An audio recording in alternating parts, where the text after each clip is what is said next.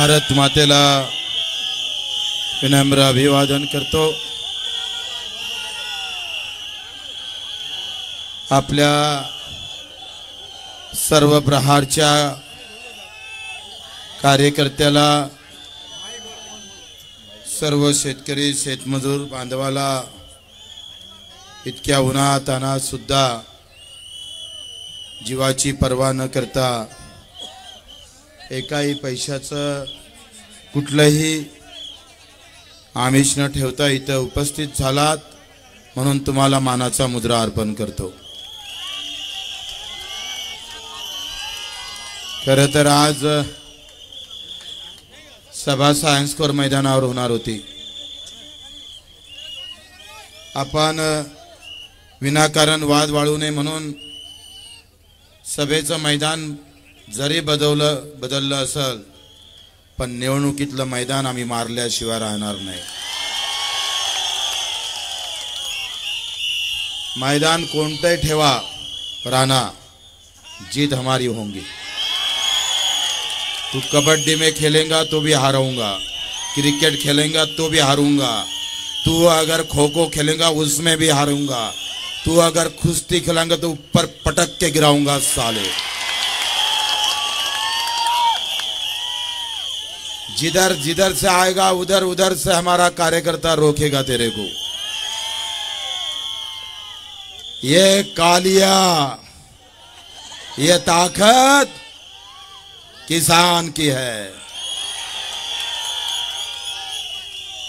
ये सनी देओल का रोल में है अभी सब। ये कालिया, ये ताकत मजदूर की है। अगर हाथोड़ा उठा लेता है ना तो मुसीबत खड़ी हो जाती है। हाल अगर चला देता है ना तो जमीन भी फाड़ देता है किसान, जमीन भी फाड़ देता है किसान। तू हमसे टक्कर मत लेना, ये किसान की औलाद खड़ी है यहाँ, किसान की औलाद खड़ी है। ज्यांनी ज्यांनी दाबण्याचा प्रयत्न केला असल, तुमने दबाने की कोशिश की, हम ऐसे उफर कर बाहर आ गए कि अब तेरी गिरने की कहाँ गिरेगा ये पता नहीं तुझे को। काल आम्हाला तुम्ही दाबण्याचा प्रयत्न केला, आज ह्या सर्वसामान्य माणसानं दाखवून दिलं अगर हाथ लगाएगा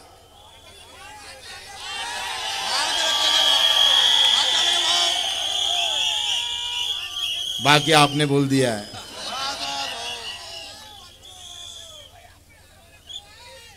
पंचवीस 20 वर्षामध्ये आम्ही विनाकारण कोणासोबत राजकीय दृष्ट्या खटकून घेतलं नाही। आम्ही खटकून घेतलाय शेतकऱ्यासाठी, शेतमजुरासाठी। हे रफिक भाई आले आमचे पुण्यावरून, काय गरज आहे हो एवढी आत्मीयता? काय जिंकलं आम्ही, काय कमावलं आम्ही? मित्र, ज्याला 2 पायानं चालता येत नाही तो माणूस पुण्याहून येऊन आमच्या विजयासाठी मेहनत करतं, हे कमावलं आम्ही, हे कमावलं। तुमचा नेता मुंबईहून येतो पण आमचा कार्यकर्ता 2 पाय नसताना पुण्याहून येतो, लक्षात ठेवा। उधर नेताओं की गर्दी है और यहाँ कार्यकर्ताओं की गर्दी है। अरे खुर्च्या लावल्या असत्या तर मैदान कमी पडलं असतं। तुम्हाला माणसं बसायला भेटत नाही तर खुर्चीचं अंतर 10 फूट ठेवतात साले हो।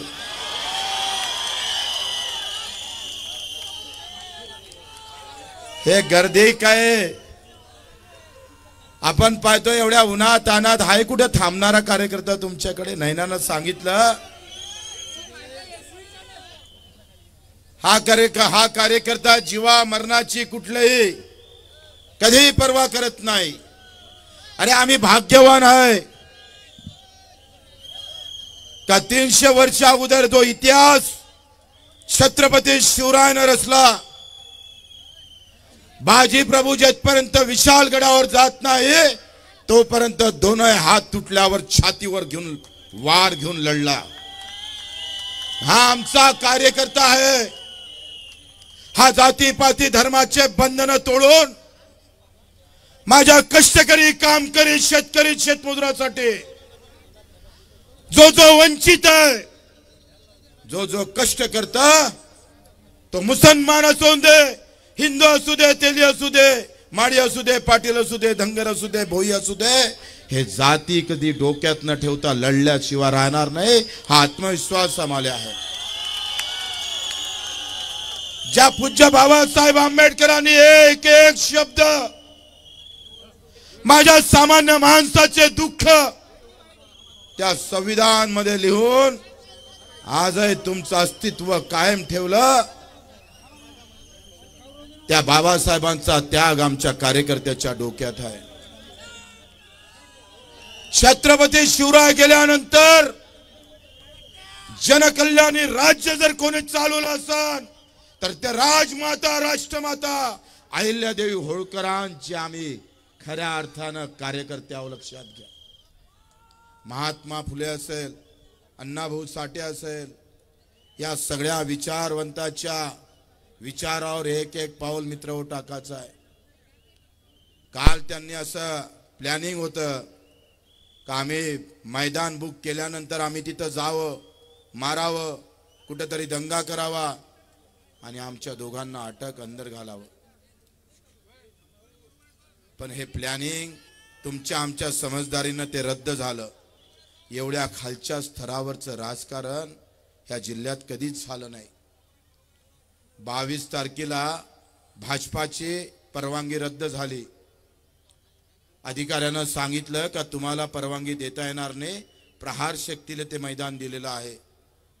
23 तारखेला सकाळी 8 वाजता सीओ गेले आणि सीओनं पूर्ण मैदान पाहिलं.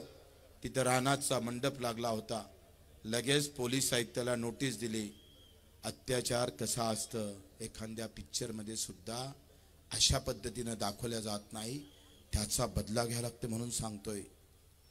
मित्रो, हा लोकशाहीचा खून आहे. दिनेश बुबची सभा रद्द नाही केली, लोकशाहीवर घाला घातला आहे. आणि जो जो भारताच्या लोकशाहीवर घाला घाला त्याला उपळून फेकण्याची ताकद प्रहार मध्ये आहे. लक्षात ठेवा.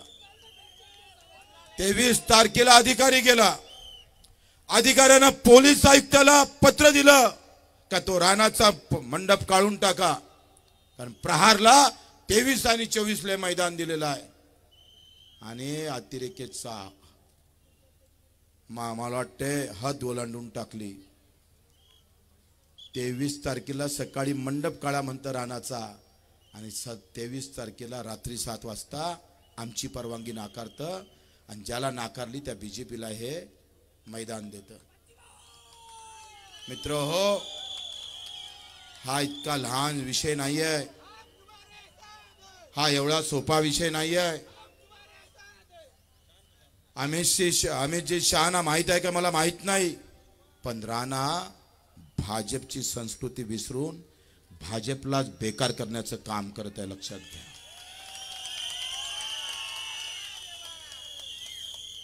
या राणामुळे आम्ही पाहतो अवघ्या महाराष्ट्रामध्ये कालचं जे प्रकरण झालं ना, याचे परिणाम पुऱ्या महाराष्ट्रात उमटल्याशिवाय राहणार नाही. लक्षात ठेवा. अरे चंद्रशेखरजी बावनकुळे आम्ही सांगतोय अर्ज भराच्या अगोदर आणि हायकोर्टाचा निकाल लागायच्या अगोदर बावनकुळेजी असं म्हणतं का निकाल लागला आणि तो नवनीतजी राणाच्या बाजूने लागला. अरे 10वीतला पेपर फुटला आम्ही ऐकलं होतं आतापर्यंत, पण न्यायालयातला पेपर फुटताना पहिल्यांदा पाहिला निर्णय फुटताना. ही अराजकता नाही, हे कायद्याचं राज्य आहे. इथं कायदा जर पायधुळी तुडल्या जात असेल तर ते एखाद्या माणसाच्या खुनापेक्षाही मोठा अपराध आहे. इथं कायदाच तुटला असेल, कायदा जर चीर करून त्या कायद्याचा जर श्वास रोखल्या जात असेल, त्याच्या नळलीवर जर हात ठेवल्या जात असेल तर ते हात तोडण्याचं सामर्थ्य प्रहार मध्ये आहे. आम्ही तोडू.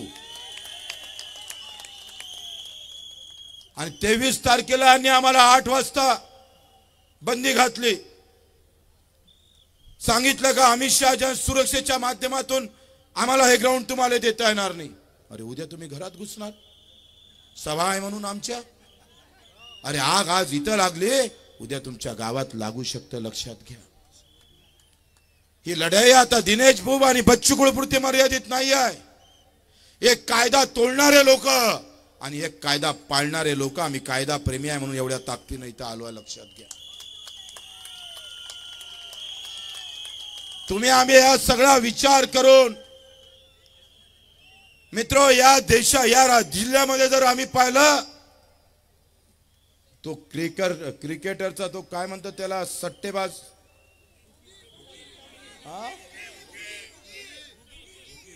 बुकी, मला माहिती आहे, शेट्टी म्हणून कोणतरी आहे, सुधाकर शेट्टी अलग आणि दिनेश शेटिया. माहित आहे किती व्यापाऱ्याच्या मुलांना आत्महत्या केल्या असेल? एका व्यापाऱ्याच्या मुलांच्या हातून 25-25, 30-30 लाख सट्ट्यात गेले. हा अमरावती जिल्ह्यातल्या अतिशय श्रीमंत लोकांसाठी असणारी मोठी अडचण होत आहे, लक्षात घ्या. हा सट्टा अमरावतीतून चालतो.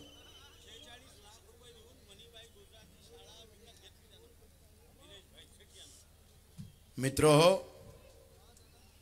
ही जी लढाई आहे ती फक्त निवडणुकीपुरती नाही आहे. पब सुरू झाला अमरावतीत, जुगाड चालतं 3 कोटीचा. हा आमचा आयुक्त स्वाभिमान पक्षाचा अध्यक्ष असा वागतोय.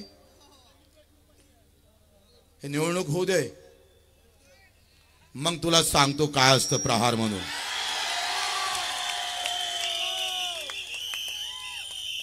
अरे सामान्य माणसाच्या कष्टाच्या खिशात जर हात टाकत असेल पैशामध्ये, आमच्या कष्टाच्या पैशामध्ये पैसा आम्ही तुम्ही जर हिनावून घेत असाल, तर हे अधिकारी जर आम्ही पाहतो एखाद्या पार्टीसारखे वागत असाल, तर त्याची आम्ही खैर ठेवणार नाही. 350 गुन्हे दाखल आहे बच्चू कडूवर. ते काही आमच्यासाठी नाही, लोकहितासाठी आहे. आणि मग ह्या लोकहितासाठी आम्ही कधी माघार घेतली नाहीये. मित्र, आज आपण पाहतो अमित शहा सारखा एखाद्या चांगल्या गृहमंत्र्याचा सभेला गालबोट लावण्याचं काम आम्ही नाही केलं, आपल्या रवी राणानं केलं. आम्ही त्यांचं मैदान नाही घेतलं, त्यांनी आमचं मैदान घेतलं. आणि तू आम्हाला नौटंकी म्हणतं. अरे आम्ही जर नौटंकी सुरू करून ना, तर अमरावतीत पाय ठेवू देणार नाही साल्याला.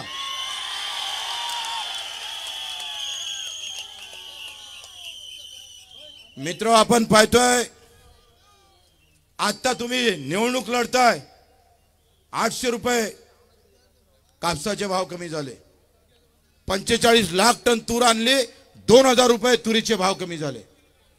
शिक्के मारताना विचार करा. कुठल्याही पक्षाचा असू द्या, कुठल्याही धर्माचे असू द्या.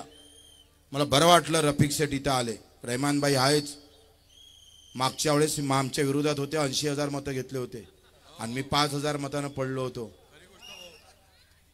आणि रफिक शेठ म्हणजे काही लहान माणूस नाही आहे, एक विचारवंत आहे. ज्याने छत्रपती शिवाजी महाराजाचा पुतळा ते नगराध्यक्ष असताना आचरपुरात उभा केला.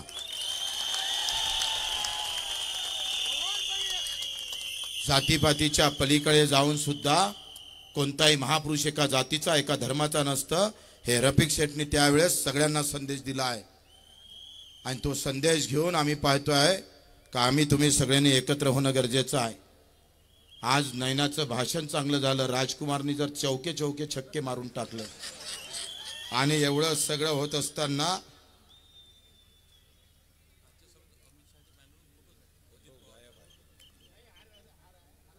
आता हे भाषण सगळे चांगलं होऊन नाही चालत, बटना दाबा लागल ना, नाही तर बम नारे देऊन राहिले. आणि बटनाच नाही दबल्या तर काय पाव तुमच्या इकडे. आता इथपर्यंत जबाबदारी आमची होती. रात्री 3 वाजता झोपायचं, 6 वाजता उठायचं, 100 सभा घेतल्या आपण, ऊन ताण कधी पर्वा केली नाही, पायी पायी चालत गेलोय आपण, प्रत्येक गावामध्ये जिथं जाता येईल तिथं जाण्याचा प्रयत्न केला आम्ही, तुम्ही सुद्धा कष्ट घेतले, पायी फिरला कार्यकर्ता, आम्ही पाहतोय त्या आमच्या चांदूर बाजार, अचलपूर, त्या अंजनगाव, सुरजीला, तिवश्याला लोकांना मोटरसायकल काढली, वर ते सूर्य इतका तपत होता तरी गावातला आमचा कार्यकर्ता दिनेश बुबचा प्रचार मोठ्या सन्मानाने बगर पैशाने करत होता। असा कार्यकर्ता भेटणे नाही, असा कार्यकर्ता हिंदुस्थानाच्या धर्तीवर कोणत्या कोपऱ्यात सापडत नाही, तो महाराष्ट्रात सापडतं, त्याचा अभिमान आहे आम्हाला। तुम्हाला मानाव तेवढं कमीच आहे। अरे नेत्याचे पाय धुवून पेतात लोक, बच्चू तुमचे पाय धुवून पेणार आम्ही।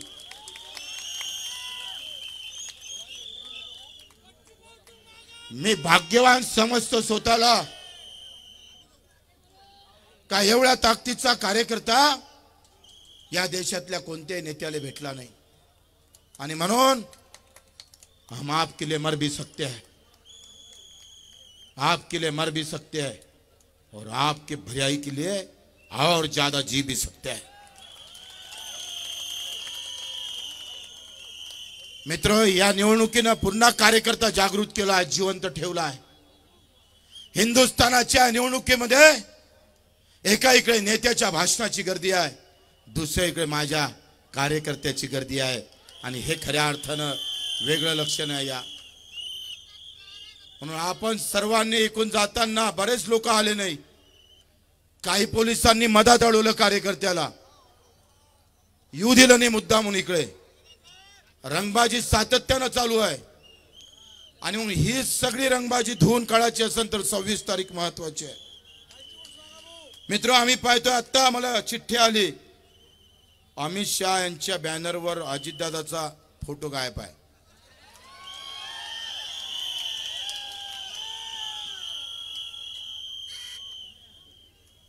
ते प्रवीणजी पोटे आणि काय म्हणते निवेदिताताई चौधरी, बोंडे गिंडे 18 पगड मराठी त्याच्या सोबत आहे, आणि ते दणकावून सांगत आहे हम जीत के लाएंगे। म्हटलं तुम्ही एवढी गुलामीत का स्वीकारता मला माहित नाही। पोटेंना बालकमंत्री म्हटलं तरी पोटे जोरजोरानं बोंबलून बोंबलतं, जोरजोरानं ओरडून राणाला निवडून आणा, राणाला निवडून आणा। तुम्ही जर इकडल्या स्टेजवर असते ना पोटे साहेब, मला खांद्यावर नाही तुम्हाला खांद्यावर घेतलं असतं।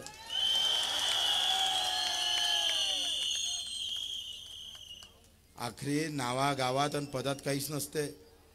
काही लोक असे म्हणत कि भाई इस बार पंजा को चलाना पड़ता, मुस्लिम एरिया में एक अच्छा कार्यकर्ता मिला, बड़े सिटी को क्यों नहीं चलाते?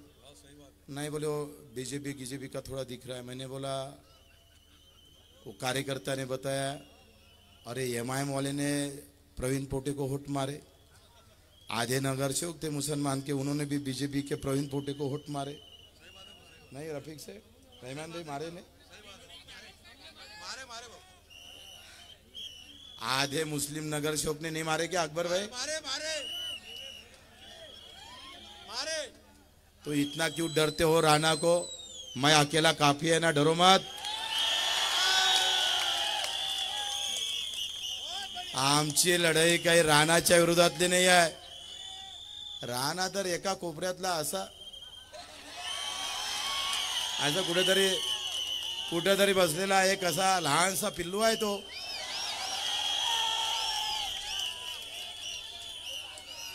अरे हम चलते तो पूरा महाराष्ट्र हला देते हम।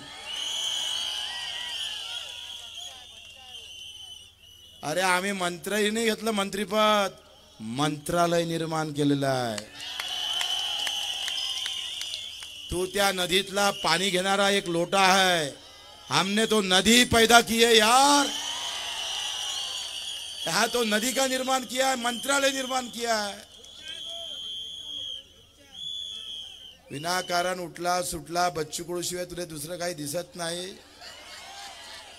जास्त बोलत राहिला तर रात्री स्वप्नात येईन आणि चालला जाशील, काम काही वांदा होऊन जाईल। इतकं कोणाचं नाव घेणं बरोबर नाही आहे.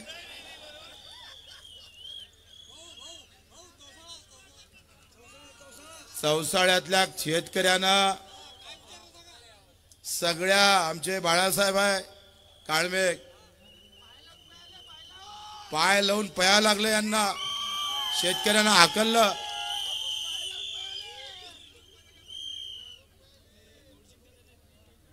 आणि आता शेवटचे 2 दिवस आपल्याकडे आहे. कत्तल की रात है, गेम पलटाने वाली रात है. आणि आपल्या सर्वांना अतिशय जसं दिनेश भाऊनं सांगितलं का कुछ अफवाया आएंगी, पैसा वाटणार आहे. आम्ही उभं होतो त्या वसुताई आमच्याकडे विरोधात उभ्या होत्या तेव्हा आमच्या कार्यकर्त्यांना एक म्हण काढली होती, आजीचा बटवा खाली करा आणि बच्चू कडूले निवडून आणा. मला तर एवढा आनंद आहे का एवढा पैसा रानाचा बाहेर येऊन राहिला, तो सामान्य लोकात चालला. म्हटलं जमलं बे बाबा, जीत गए आपण. जेवढा बेमानीनं कमावला होता उतना निकाल लो. पैसे गायब आणि खासदारकी गायब, दोन आहे.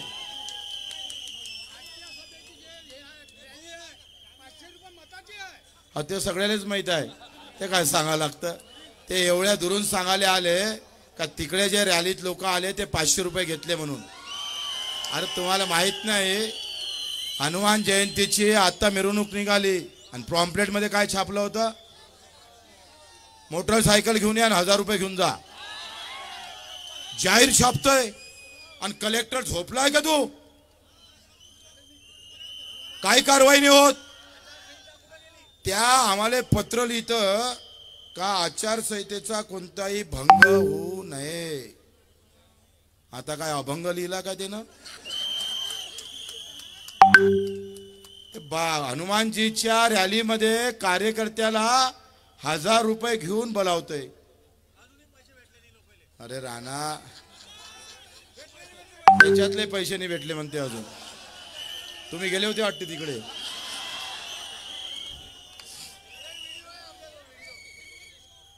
त्यामध्ये असं म्हटलं आहे, तुम्ही वाचा ते नीट. हनुमान जयंतीच्या रॅलीमध्ये मोटरसायकल आणा 1000 रुपये घ्या. हो, आम्ही हनुमान जयंती करतोय. फाटका माणूस खिशात पैसे नसताना 10-15 लोकांना जीव घालतं गावागावात. भक्तिभावना असते ना भाऊ, भक्तिभावना असतं. इथं भक्तिभाव गायब झाला, व्यवहार सुरू झाला. अरे हनुमानजीच्या रॅलीमध्ये तुम्ही 1000 रुपये लोक घेऊन बोलावत असाल तर हा कुठला धर्म आहे तुमचा? ही कुठली वर्तणूक आहे तुमची? अशा प्रकारचं चुकीचं वातावरण निर्माण करण्याचं काम जर कोणी करत असेल तर त्यावर खऱ्या अर्थानं आपण बोललो पाहिजे. मित्र, मी अधिक बोलणार नाही. कालचं सगळं सांगितलं ना. आता बारक्या, कालचा एक शब्द वाचून दाखवतो मी तुम्हाला.